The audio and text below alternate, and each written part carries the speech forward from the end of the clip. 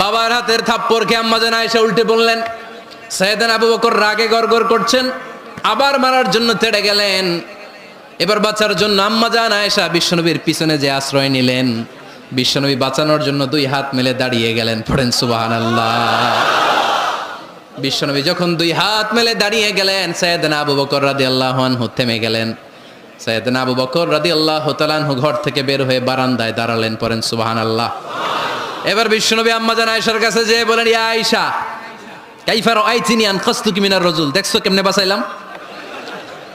আমি না থাকলে ভর্তা বানাই ফেলতো আজকে। আমি বাঁচাইছি তোমারে, আমি আমার লগে ঝগড়া করো তুমি।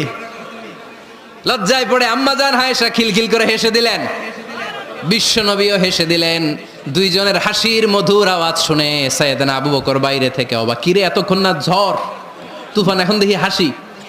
সালাম দিয়ে অনুমতি নিয়ে ভিতরে ঢুকলেন। ঢুকে দেখেন আম্মাজান আয়েশাও হাসে, বিশ্বনবীও হাসে। এ হাসি দেখে আবু বকর রাদিয়াল্লাহু আনহু হেসে দিলেন। আরশের উপর থেকে খুশি হয়ে গেলেন কে?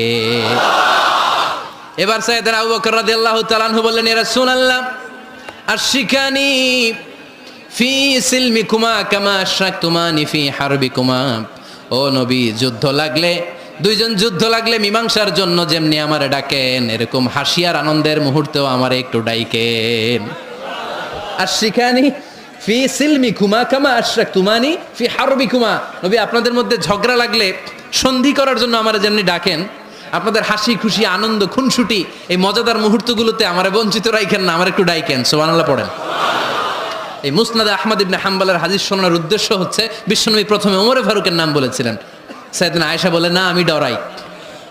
হাইবাত, দিস ইজ কল্ড হাইবাত ওমর। একবার বিশ্বনবীর সব বিবিরা ধরলেন, ও নবী আমাদেরকে এটা দেন ওইটা দেন, ঘরে এটা নাই ওইটা নাই ওইটা নাই। বিশ্বনবীকে, আমার কাছে কিচ্ছু নাই, কিছু দিতে পারবো না, আমার নাই তো, সামর্থ্য নাই।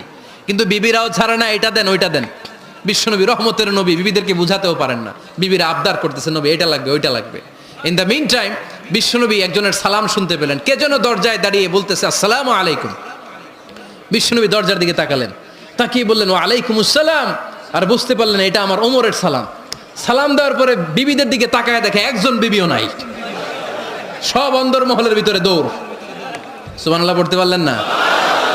This is our super hero Omar. এরকম ওমর একটা লাগবে, চিল্লায় বলেন কয়টা? একটা ওমর গোটা বিশ্বকে সোজা করে দিবে। একটা ওমর সবল আর দুর্বলের সব পার্থক্য দূর করে দিবে।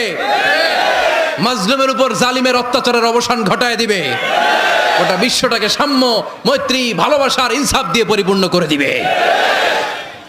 সেই ওমরের অপেক্ষায় আমরা।